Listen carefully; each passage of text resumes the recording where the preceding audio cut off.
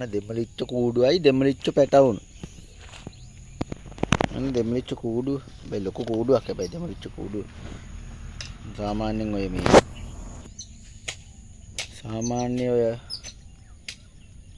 කොණ්ඩ කුරුළු කූඩුවට වගේ නෙමෙයි. ඒක ඊට වඩා ලොකුයි ගොඩක්. පැටවු ඉන්නවා. පුංචි පැටවු. වල මුඩින් පුංචි පැටවු.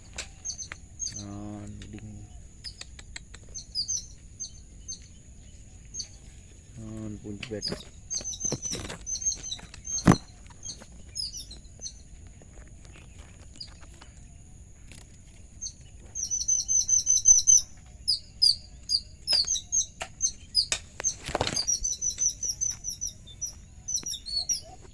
අන්න අම්මා ඇවිල්ලා මේ අපි කරදර කරනවා කියලා බලන්න ඇවිල්ලා.